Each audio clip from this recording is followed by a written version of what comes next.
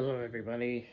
I'm still honestly kind of bummed the fuck out over Jimmy Johnson's tragic choke, as well as his tragic deterioration since mid 2017, but I'm still not feeling better, and I, for a long ass time, won't feel better, and there is no way I'm going to get over it anytime soon.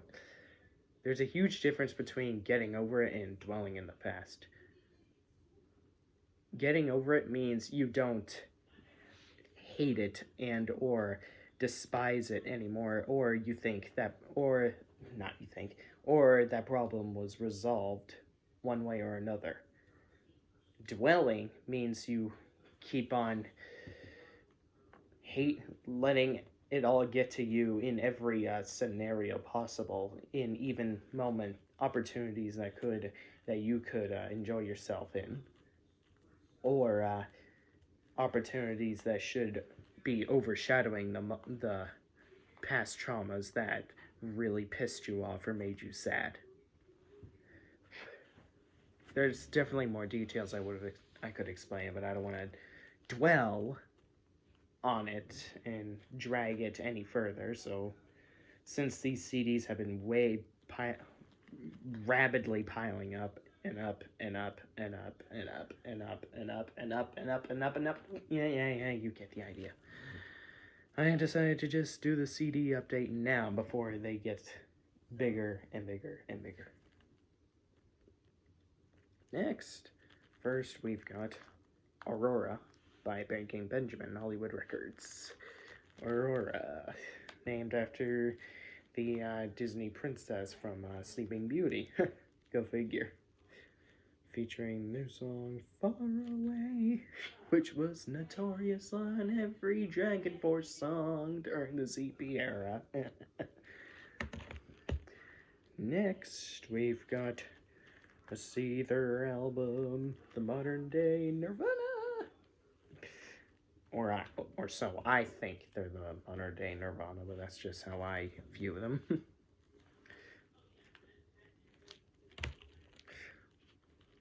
Oh, you're such a fucking hypocrite. Don't know. I don't remember what that song is that I just sang, but I do absolutely remember it is by Seether. I'm trying to remember what that song is. All I remember is, who's like, oh, you're such a fucking hypocrite. I remember seeing it in some NASCAR crash comp. That's all I remember. Next is the ever so famous Evanescence from the song, and of course, everyone knows the song Bring Me to Life. Wake me up inside. God, there was no escaping that song on any radio at all. I remember how popular as fuck Evanescence was back in the 2010s. Probably is still overplayed to this day, too. Yes. Papa Roach. I remember seeing this album cover on the Rock Band store, where it was all warm-up difficulty. Next, we've got another Ailstorm album, not to be confused with the pirate metal band Ailstorm that starts with the letter A.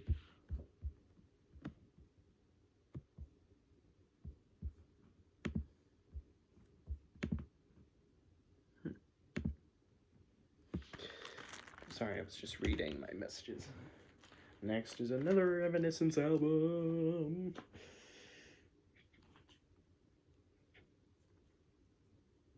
Oh, look, it has my name on this tag. I can't quite identify what this album is because a lot of these are gifts from Alex Hooper, which is pretty fucking awesome of him. Oh yeah, Pearl Jam's new album. Beautiful cover. Reminds me of what's that Pixar movie? Up. It exactly reminds me of that cliffside imagery from Up. That's how gorgeous that album cover really is. And next we've got a 2000s classic by a band that has been sleeping for so many fucking years. They are long overdue for an album. I think you guys already, by default, know what I'm talking about when I say long overdue for an album. But these guys are none other than System of a Down, Mesmerize. Of course, as the famous BYOB. Why do they always set the park? God damn that song on Guitar Hero and Rock Band. It's the most nightmarish on drums, that's all I can remember. I'm definitely not gonna attempt the FC anytime soon on both guitar and drums. It's definitely a lot harder on Guitar Hero than Rock Band, since Guitar Hero just lets you strum all the way, whereas in Rock Band, at least you get a break with hammer-ons. Everybody's going to the party, have the good time. Next, we got Trivium, What the Dead Men Say, signed to Roadrunner Records. 2020, their new album. Cool.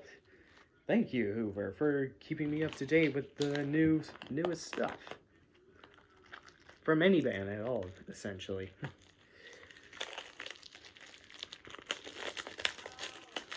Since you asked me what album I would like to get from you, and since I said I'll have to think about it for a while to narrow it down to one particular one, try to find the latest Testament album while you're at it.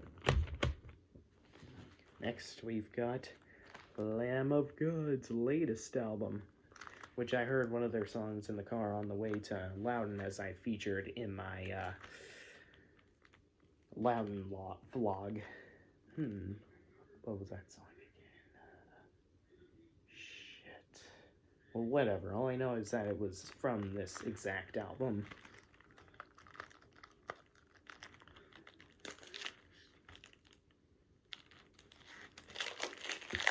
Oh.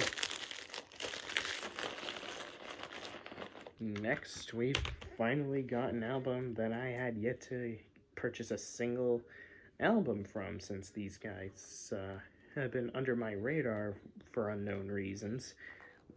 A lot of people confuse these guys as deathcore, but these guys have these guys are too melodic to sound deathcore at all, not to mention they solo way too much to sound deathcore. Not to say that deathcore never does solos, but it's a lot more common and more gorgeous and harmonic in the melodic death metal bands than it tends to happen in deathcore. So, without further ado, it's Verminous by the Black Dahlia Murder. First time I heard of these guys was off the Mayhem track back from Rock Band back in 2009 when I came home from camp. In I think it was at the barn in some sort of barn camp, where back then the only friends I ever had were the cats there. I couldn't stand the humans at all. Most of them were just fucking assholes, sometimes extremely homophobic. I definitely don't miss that year that I mentioned, because the only friends I recall, aside from online friends and aside from the other BFFs, David, Matthew Yeager,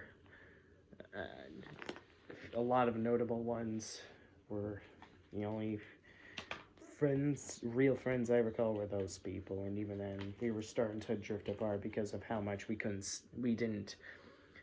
had insurmountable amount of school preference differences, because we couldn't stand, both David and I couldn't stand McAuliffe. Matthew wanted us to stay and stomach the horrendous school environment. David went to a different school, I went to a different school. We all, the ancient trio, just pretty much parted ways to 3 different schools, sadly. because we couldn't take it. We couldn't take middle school dividing us anymore. Next, now that I got all that dwelling, meaning letting this video drag off just because I told you guys a bit of a story to unnecessarily get one long-winded rather than talking about my CDs. Okay, I don't need to make it worse. Is Appeal to Reason by Rise Against. Some great modern punk rock. Wait a minute, modern? They're from the 2000s, which now essentially qualifies them as classic. I mean, essentially, any band that's from 20 years ago, doesn't matter what, it really doesn't matter what decade you're in. If the band is like roughly 20 years old, then it's essentially qualified for the classic label or whatever the fuck.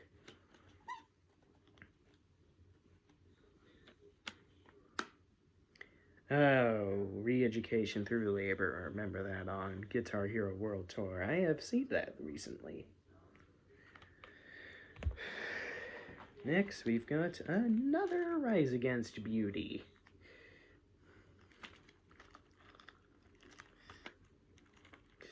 The Suffering of the Witness. I thought it said waitress for a second. Next, we've got another Papa Roach 2000s gem. Days of Word. Carry Me, Nights of Love. It looks cracked, but whatever.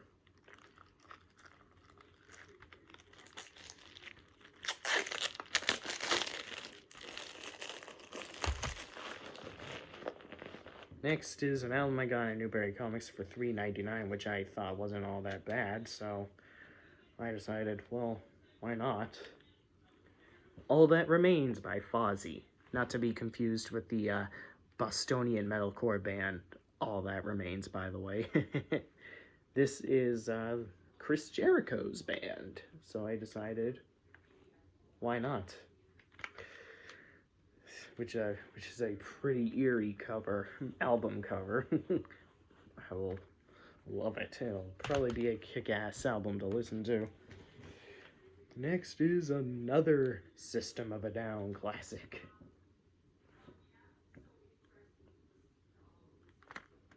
Oh, look at that. The American flag is upside down in the back.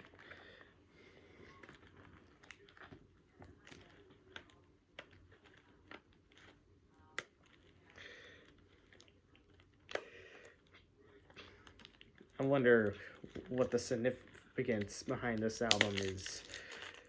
It is in regards to protesting the messed up politics in America on this album.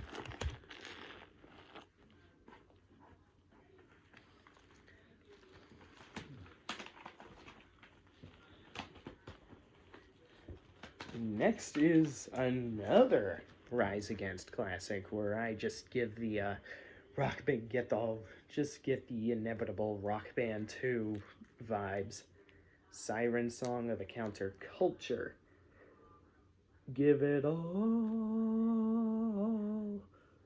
Okay, I'm not gonna ruin the song.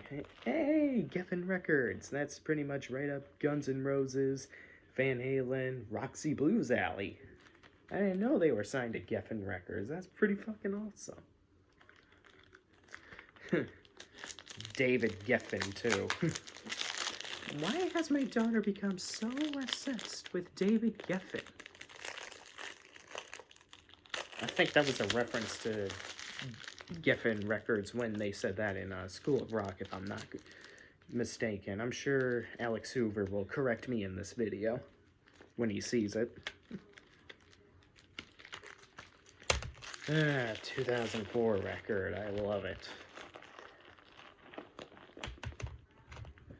Not a lot of people appreciate much of the 2000s heavy metal, punk rock, or any hard rock from there at all, because too many people are in this trance-like state that only the old stuff is good, and if anyone says anything remotely positive about today's music, then you're by default a mainstream follower, even though one particular album that I'm about to show would prove them wrong. Because you don't have to be a mainstream follower to love today's music, as these guys that I'm about to show aren't even in the mainstream to begin with. Well, the album that I'm about to show after this Bostonian album that I'm about to show right now, that I also discovered through Rock Band Network. In that album would be In the Eyes of Fire by Unearth. We are not anonymous. Thank you, Uber. You really helped me hit the jackpot right there with all these amazing 2000s to 2010s albums. At this point, I'm starting to think my 2000s and 2010s albums are starting to match the amount of 90s, 70s, and 80s albums I have. Perfect balance, you know what I mean? Alright, speaking of good modern heavy metal, Desecrator by Ambush, a fucking raw heavy metal band that you should not skip out on. You should not skip out on these guys. Your brains will melt into goo the moment you hear Possessed by Evil, Night of the Defilers, The Chain Reaction, South Street Brotherhood, Master of the Seas. Master of the Seas will give you the Bismarck vibes by Sabaton. Like, holy shit, these guys are good. Oh my god, I'm never gonna get over how fucking awesome these guys are. Holy shit, these guys are insanely good, and it's a crime against humanity how they're not even in the mainstream. I would feel blessed if I was called a mainstream follower by anybody who tells me that I listen to this band. Like, holy shit, I love these guys. They deserve more than what they receive. And next, speaking of good modern day music, once again, as if me showing all those previous punk rock, metalcore, or alternative metal albums wasn't already good enough for you, as they also now officially qualify for classic 2000s albums or early 21st century album, which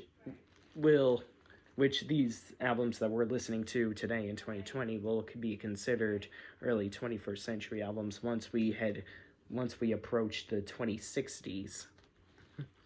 Is Paradigm, or whatever, I don't know how to pronounce that word, by Eclipse.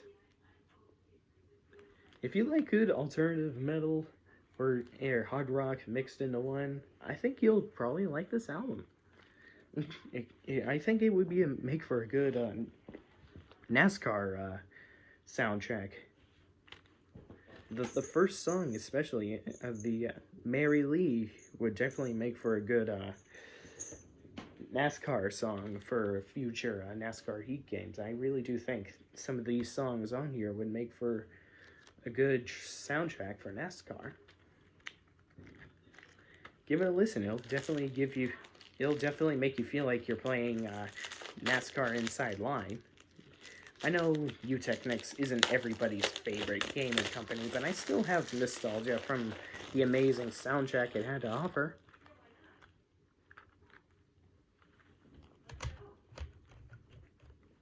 Next, I know I don't often collect a lot of glam metal albums these days, because considering I feel like have every last one of them in my hands from the 80s and or early 90s, but sometimes I feel like there's a lot of loose ends, and this one, including one other album that I just purchased, is not even close to any different at all.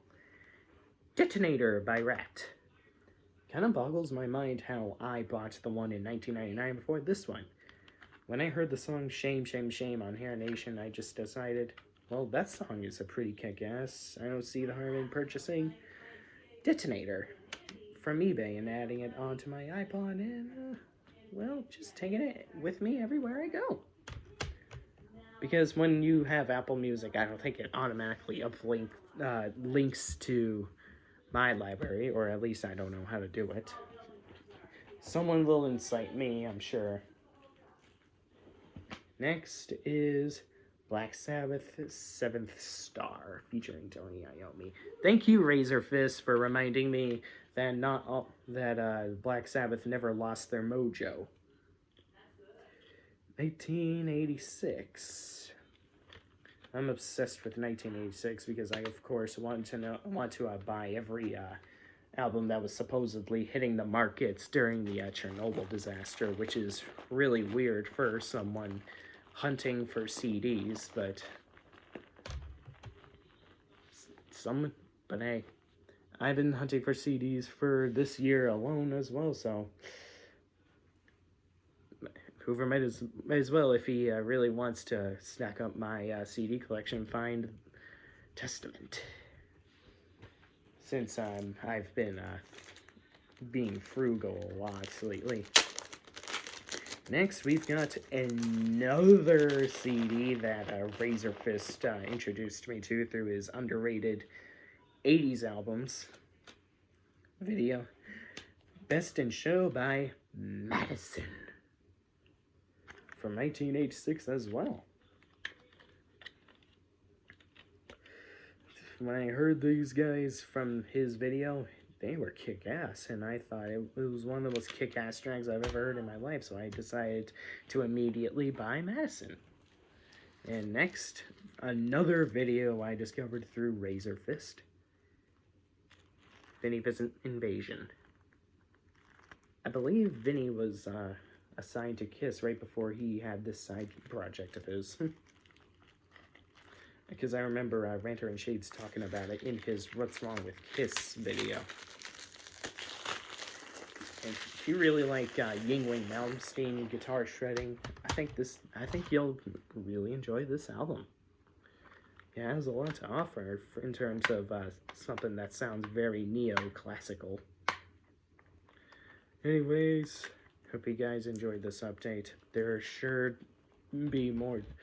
sure a lot more to come. Stay safe, stay healthy, take care, and go Jimmy Johnson. Even though you're out of the playoffs, go Jimmy Johnson. Just do what you can. Go the distance to whatever degree you can. Space out, everybody. These have been dark times for a lot of people. Obviously, I'm not exempt from it, so try to find at least a few highlights at least a few source of lights in 2020. Obviously, it won't outshine. It's not even come close to fully shine the booties void that is what we call 2020, but